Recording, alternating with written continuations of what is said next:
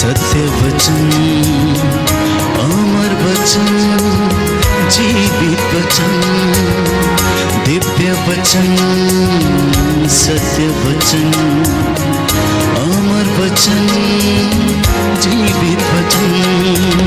साई दा बामा बनी दा बामा बगरे रे सा रे सा रे सा रे सा। दिव्य वचन, सत्य वचन, अमर वचन, जीवित वचन, दिव्य वचन, दिव्य वचन।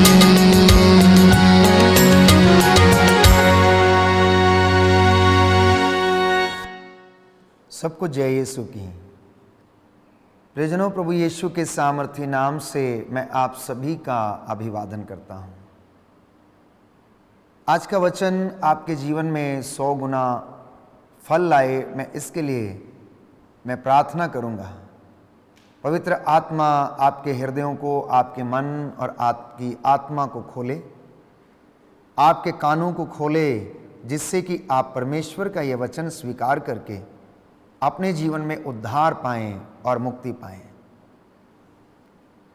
प्रभु ने हमें सुंदर मौका दिया है कि इस टीवी चैनल के माध्यम से हम आप तक प्रभु के वचन को पहुंचाने में समर्थ हुए हैं। यह कितनी सुंदर बात है कि प्रभु अपने वचन के प्रचार प्रसार के लिए अनेक माध्यमों का इस्तेमाल करता है, अपने चुने हुए सेवक और सेविकाओं का इस्तेमाल करता है। तो आज के इस दिन में मैं आप लोगों के साथ मनन चिंतन करना चाहता हूं कि हमारे कर्म कितने महत्वपूर्ण हैं। अक्सर हम सोचते हैं कि क्या हमारे कर्मों का फल हमें मिलता है या नहीं, क्या ईश्वर हमारे कामों से प्रसन्न होता है या नहीं। बाइबल हमें बताती है, याकूब के ग्रंथ अध्याय 2 पद संख्या 14 से 26 में हम पढ़ते हैं कि कर्मों के अभाव में विश्वास व्यर्थ है। कर्मों के अभाव में विश्वास व्यर्थ है। अगर कोई व्यक्ति ये कहता है कि मैं ईश्वर में विश्वास करता हूं और उसके अनुसार नहीं जीता या उसकी आज्ञाओं का पालन नहीं करता, तो बाइबल कहती है वो झूठ बोलता है और ऐसा व्यक्ति अपने आप को धोखा देता है। अगर कोई व्यक्ति ये कहता है कि मैं ईश्वर को प्रेम करता हूं, ईश्वर को जानता हूं, तो प्रियजनों, उसे ईश्वर की शिक्षा को और वचन को आत्मसात करके अपने जीवन में आगे बढ़ने की आवश्यकता है। तो आज का जो विषय है जिस पर मैं आपके साथ मनन चिंतन करना चाहता हूं वो ये है कि संत पौलुस कहता है कि कर्मों के अभाव में विश्वास व्यर्थ है, निर्जीव है, वो किसी काम का नहीं है। अब कोई व्यक्ति ये कहता है कि मैं विश्वास करता हूं, मैं बहुत प्रार्थना करता हूं, परंतु इसके विपरीत उसके जीवन में बहुत ईर्ष्या है, लूटपाट है, हर प्रकार का शोषण है, हर प्रकार का अत्याचार है और अनेक बुराइयां हैं, तो मैं समझता हूं कि उसका विश्वास मजबूत नहीं है, वो व्यर्थ है, वो निर्जीव है। क्योंकि सजीव विश्वास हमेशा ईश्वर से प्रेरित कार्यों को करने के लिए हमें प्रेरित करता है। मैं आपके साथ एक छोटी सी घटना शेयर करना चाहता हूं। एक भिखारी एक सज्जन की दुकान पर गया और बोला कि मुझे भीख दे दो। उस सज्जन ने उसे 1 रुपया भीख में दिया। वह बुजुर्ग व्यक्ति बहुत प्यासा था और उसने कहा कि मुझे 1 गिलास ठंडा पानी मिलेगा क्या, क्योंकि मेरा गला सूखा जा रहा है। दुकानदार अपने काम में व्यस्त था, उसे फुर्सत नहीं थी कि वो किसी की ओर ध्यान दे। वह उस भिखारी पर आग बबूला हो उठा और बोला, क्या हम तेरे बाप के नौकर हैं, पहले तुम्हें पैसा दें और फिर तुम्हें पानी पिलाएं। अब थोड़ी देर में रोटी मांगोगे, चलो चले जाओ यहाँ से, भाग जाओ यहाँ से। आ जाते हैं दुकान पर भीख मांगने के लिए। और इस तरह के अपशब्द उसके मुंह से निकलने लगे। प्रियजनों, भिखारी बहुत शांत स्वभाव से उसको सुनता रहा। उसने उसके प्रत्युत्तर में कुछ भी नहीं कहा। उसने कहा, बाबूजी आप क्रोध ना करें, मैं आगे कहीं पानी पी लूंगा। और जहां तक मुझे याद है, कल इस दुकान के सामने मीठे पानी की छबील लगी थी और आप लोगों को रोक रोक कर जबरदस्ती से पानी पिलाने में लगे थे। आप उनके हाथों में जबरदस्ती पानी का गिलास थमा रहे थे। जो नहीं भी पीना चाहता था आप उसे भी दे रहे थे। मुझे भी कल आपके हाथों से 2 गिलास शरबत पीने का मौका मिला और मैंने पिया और मन ही मन आपकी प्रशंसा भी की कि आप इतने उदार हैं कि आपने लोगों को मुफ्त में पानी पिलाया है। तो मैंने ये सोचा कि आप बड़े धर्मात्मा हैं, लेकिन आज मेरा भ्रम टूट गया है। आज आपका ये रूप देखकर मेरा भ्रम टूट गया है। कल की छबील तो शायद आपने लोगों को दिखाने के लिए लगाई थी। कल जो आपने पानी पिलाया है लोगों को, वो केवल दिखाने के लिए था, परंतु आज कड़वे वचन बोलकर आपने अपना सारा पुण्य खो दिया है। आपके सारे पुण्य चले गए हैं। मुझे माफ करना बाबूजी अगर मैंने कुछ ज्यादा बोल दिया हो तो। प्रियजनों, दुकानदार की आंखों के सामने कल की छबील का दृश्य घूम गया।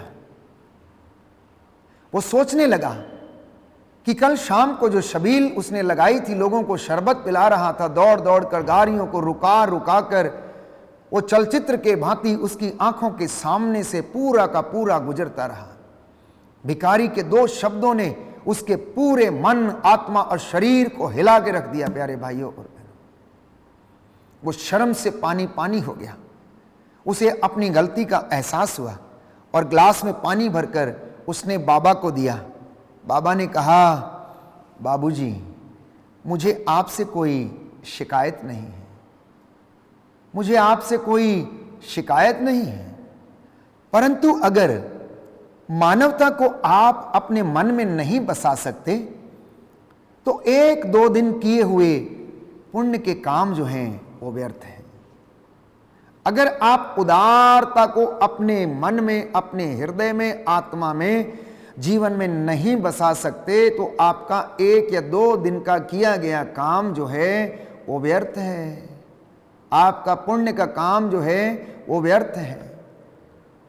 आज आपने पुण्य का काम किया और कल आपने क्रोध के आवेश में उसके विपरीत कुछ कर डाला, आपने सारा पुण्य गंवा दिया है। प्रियजनों, हमारे जीवन में भी ऐसा ही होता है। हम मनन चिंतन करके देखें कि क्या मेरे और आपके जीवन में कभी ऐसा अनुभव आया है जबकि हमने उपवास रखा, लोगों की सेवा की, उदारता के साथ हमने दान दिया, दान पुण्य किया, और दूसरे दिन अगर कोई हमारी दुकान पर या घर में आ गया हो तो हमने उसे लताड़ दिया हो, भगा दिया हो, वचनों से उसका कत्ल कर दिया हो। ऐसी परिस्थिति में हमारा विश्वास पनपता नहीं है। ऐसी परिस्थिति में हमारा विश्वास उन्नति नहीं करता है। तो इसी तरह याकूब के पत्र अध्याय 2 पद संख्या 14 में हम पढ़ते हैं कि यदि कोई ये कहता है कि मैं विश्वास करता हूं किंतु उसके अनुसार आचरण नहीं करता तो इससे उसे क्या लाभ है? क्या विश्वास उसका उद्धार कर सकता है? आज ये वचन आपके और मेरे लिए है, अपने आप से पूछने के लिए है कि क्या मात्र विश्वास करना आपका उद्धार कर सकता है या नहीं। मान लीजिए किसी भाई या बहन के पास कपड़े नहीं हैं और उसके पास खाने पीने को कुछ नहीं है, और आप कहीं जाइए और उससे कहिए कि गरम गरम कपड़े पहन लो, पेट भर खा लो, किंतु उन्हें शरीर के लिए जरूरी चीजें ना दो, तो इससे आपको लाभ क्या है? कभी कभी इंसान ऐसी ही बातें करता है। अपने पड़ोस में जाकर अपने पड़ोसी को साहस और हिम्मत देने की कोशिश करता है। कई बार हम लोग अस्पताल में मरीजों से मिलने के लिए जाते हैं और ऐसी परिस्थितियां आती हैं कि जब अस्पताल में पड़ा हुआ व्यक्ति बहुत गरीब है। हम में से कितने लोग हैं उस व्यक्ति के हाथ में 100 या 200 या 500 रुपए देकर आते हैं हम में से कितने लोग हैं जो उस गरीब से ये कहकर आते हैं, भाई या बहन, ये 500 रुपये रख लो, ये 1000 रुपये रख लो, तुम्हारी ज़रूरत में तुम्हारे काम आएंगे, तुम्हारी दवाई खरीदने के काम में आएंगे। मैं समझता हूँ इक्का दुक्का कोई व्यक्ति होगा जो इस तरीके का कार्य करता हो। इसके विपरीत यदि हम किसी रिश्तेदारी में जाते हैं या फिर हम किसी बर्थडे पार्टी में जाते हैं तो हम कितने बड़े बड़े उपहार और गिफ्ट लेकर जाते हैं, क्योंकि हमें मालूम है कि आज हम अपने मित्र को अच्छी गिफ्ट देंगे तो वो हमारे जन्मदिन पर भी अच्छा गिफ्ट या अच्छा उपहार लेकर आएगा। लेकिन अस्पताल में हम किसी गरीब मरीज से मिलने जाते हैं तो हमें पता है कि इस व्यक्ति से हमें कुछ नहीं मिलेगा, इसलिए शायद हम उपहार लेकर जाने में असमर्थ रहते हैं। हम उस गरीब को 100-500 रुपए देने में असमर्थ रहते हैं, प्यारे भाइयों और बहनों। इसीलिए संत पौलुस कहता है, विश्वास तो आप परमेश्वर में करते हो, उपवास करते हो, प्रार्थना करते हो, लेकिन जब जरूरत पड़ती है तो उस जरूरत में आपका विश्वास अधूरा रह जाता है। इसलिए प्रभु ने कहा कि अगर कोई व्यक्ति इन छोटे से छोटे किसी एक व्यक्ति के लिए कुछ भी करता है तो वो मेरे लिए करता है। इनमें से किसी एक को ठंडा पानी भर पिला दे तो उसने मेरे लिए वो काम किया है। प्रियजनों, मंदिर में, चर्च में हम प्रार्थना करते हैं, लेकिन हमारी प्रार्थना हमारे कामों में नजर आनी चाहिए। हमारे धार्मिक अनुष्ठान का असर जो है वो हमारे कामों में दिखना चाहिए, हमारे व्यवहारिक जीवन में दिखना चाहिए, हमारी बोलचाल में दिखना चाहिए, हमारे रिश्तों में दिखना चाहिए। और तब आप जान जाएंगे कि आप सचमुच में प्रभु यीशु क्रिस्त के अनुयायी हैं। प्रियजनों, अगर आपसे या मुझसे कोई ये कहे कि मुझे अपना विश्वास दिखाओ, तो क्या ये संभव है? शायद ये संभव नहीं है। मैं और आप अपना विश्वास नहीं दिखा सकते, लेकिन हमारे कामों को देखकर लोग अवश्य समझ जाएंगे, अवश्य जान जाएंगे कि मैं और आप प्रभु यीशु के अनुयायी हैं। विश्वास कोई ऐसी चीज नहीं है जो दुकान पर हम जाएं और कहें दुकानदार से कि हमें 2 किलो विश्वास दे दो, जैसे हम चीनी खरीदते हैं या कोई अन्य चीज खरीदते हैं। विश्वास का प्रभाव हमारे कामों में देखने को मिलता है। जब हमारे काम अच्छे होते हैं तो उसमें हमारे विश्वास की और धार्मिकता की झलक हमें नजर आती है। वचन कहता है कि तुम विश्वास करते हो कि एक ही ईश्वर है, अच्छा करते हो। दुष्ट आत्मा भी ऐसा ही करते हैं, किंतु वे डरते हैं और कांपते हैं। तो क्या तुम्हें इसका प्रमाण चाहिए कि कर्म के अभाव में विश्वास व्यर्थ है? इब्राहिम ने अपने पुत्र इसहाक को अर्पित किया। उनका विश्वास, बाइबल कहती है, क्रियाशील था। उनका विश्वास एक्टिव था और उनके कर्मों के द्वारा वो पूर्णता को उसने प्राप्त किया। जैसा जैसा परमेश्वर इब्राहिम से कहता था, इब्राहिम ने वैसा ही अपने जीवन में किया और विश्वास के द्वारा बाइबल कहती है कि इब्राहिम धार्मिक माना गया। वेश्या जिसका नाम रहाब था, उसके विषय में हम पढ़ते हैं, बाइबल हमें बताती है कि कर्मों से वो धार्मिक बनी, क्योंकि उसने परमेश्वर के दूतों को दूसरे रास्ते से भगा दिया था और दुश्मनों की नजरों से उन्हें बचा दिया था। भले डाकू का अगर हम उदाहरण लेते हैं, जब वो अंतिम समय में क्रूस पर प्रभु के एक ओर लटक रहा था तो उसने प्रायश्चित करते हुए कहा कि जब आप अपने राज्य में होंगे तो मुझे भी याद कीजिएगा। पूरी जिंदगी भर उसने तबाही की होगी, पूरी जिंदगी भर उसने शायद अत्याचार किया होगा, पूरी जिंदगी भर बुरे काम किए होंगे, लेकिन आखिरी क्षणों में उसने अपने बुरे कर्मों के लिए माफी मांगी और वह कुछ ही क्षणों में स्वर्ग राज्य का अधिकारी बन गया, क्योंकि यीशु ने उससे कहा कि तू आज ही मेरे साथ मेरे पिता के राज्य में होगा। इसलिए प्रियजनों, इंसान को मनन चिंतन करने की आवश्यकता है। यदि आपका हृदय ईर्ष्या से भरा है, कटुता से भरा है, स्वार्थ से भरा है और डींग मारता है, झूठ बोलता है और अहंकारी है, तो प्रियजनों, हम ईश्वर की कृपा के पात्र कभी नहीं बन सकते हैं। ऐसे व्यक्ति के कर्म उसके विषय में, प्यारे भाइयों और बहनों, गलत साक्ष्य देते हैं। वो अच्छा साक्ष्य नहीं देंगे, क्योंकि उसके कर्म उसके जीवन को बयां करते हैं। व्यक्ति के अपनी ही काम उसके चरित्र के विषय में सब कुछ बता देते हैं। किंतु बाइबल कहती है कि जहां ईर्ष्या और स्वार्थ है, वहां पर अशांति है और हर तरह की बुराई पाई जाती है।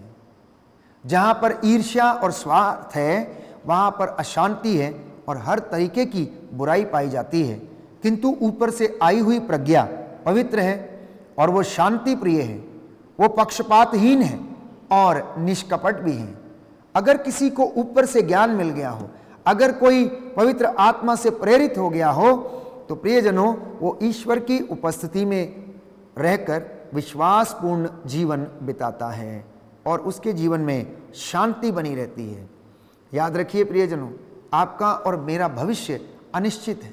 मैं और आप नहीं जानते कि हमारे विषय में प्रभु की क्या योजनाएं हैं, कल हमारे जीवन में क्या होने वाला है।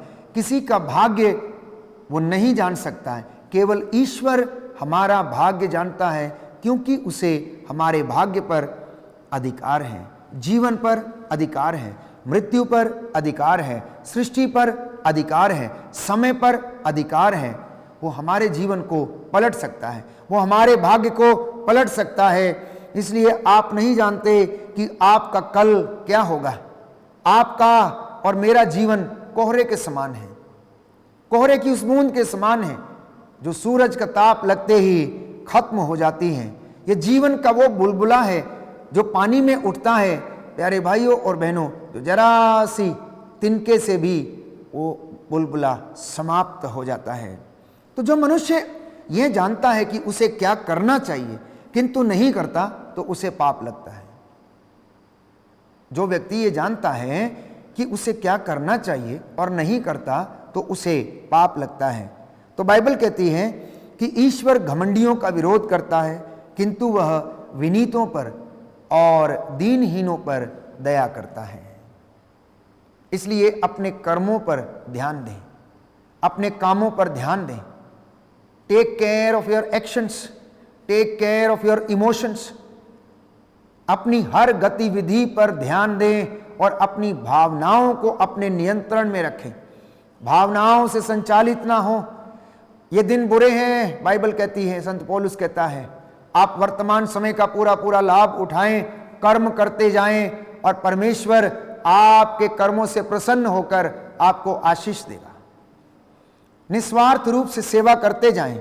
आप लोग ईश्वर के अधीन रहें प्यारे भाइयों और बहनों। अगर आप ईश्वर के अधीन हैं तो आप कभी भी बुरे कामों में, बुरी संगति में नहीं फंसेंगे। इसलिए बाइबल कहती है याकूब का पत्र अध्याय 4 पद संख्या 7 में कि आप लोग ईश्वर के अधीन रहें, शैतान का सामना करें और वह आपके सामने से भाग जाएगा। बुराई का सामना करें और वो आपके सामने से भाग जाएगी।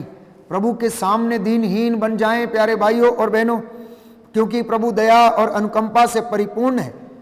वो आप पर दया करेगा, क्योंकि प्रभु यीशु ये कहता है कि मेरी कृपा तुम्हारे लिए पर्याप्त है।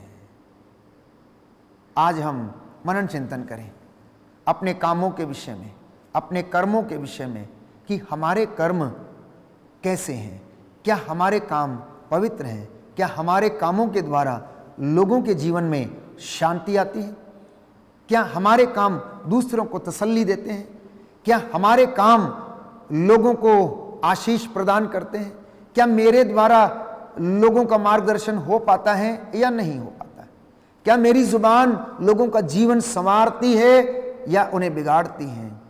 प्रियजनों, फिर से मैं आपको याद दिलाना चाहता हूं कि कर्मों के अभाव में हमारा विश्वास अधूरा है, व्यर्थ है।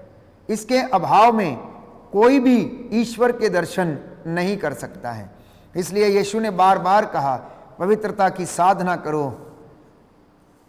तुम जो काम मेरे लिए करना चाहते हो वो सबसे पहले मेरे छोटे से छोटे भाई या बहन के लिए करो, क्योंकि अगर मेरे नाम पर तुम उनका स्वागत करते हो तो तुम मेरा स्वागत करते हो। उन्हें अगर ठंडा ग्लास पानी भर पिलाते हो तो वह तुम उन्हें नहीं, वह तुम मेरे लिए करते हो। अगर तुम किसी बीमार व्यक्ति को अस्पताल में भेंट करने के लिए जाते हो तो तुम उसे नहीं परंतु मुझसे मिलने आते हो। प्रभु ये कहता है, मैं हर एक को उसके कर्म के अनुसार फल दूंगा। इसलिए गणना ग्रंथ में हम पढ़ते हैं कि हमें अपने कर्मों का फल तो भुगतना पड़ेगा। अगर हमारे कर्म अच्छे हैं तो प्यारे भाइयों और बहनों, हमें ईश्वर की शांति, ईश्वर का प्रेम हमेशा हमेशा के लिए मिलता रहेगा और आप विश्वास में बढ़ते जाएंगे। इसलिए अपने विश्वास में बढ़िए, और जब आप विश्वास में बढ़ेंगे तो आपके जीवन में आशीष उतरनी शुरू हो जाएगी। ईश्वर की कृपा आपके जीवन में बढ़ने लगेगी, और जब कृपा बढ़ेगी तो हमारे जीवन में उन्नति आएगी, शांति आएगी, चंगाई आएगी, हम खुश रहेंगे और हमारे जीवन में, हमारे कामों में प्रभु का प्रेम झलकता रहेगा और हम उन्नति करते रहेंगे। आइए हम प्रार्थना करें, प्रभु हमें आशीष दे। आज का वचन हमारे जीवन में 100 गुना, 60 गुना और 70 गुना फल लाए। आमीन।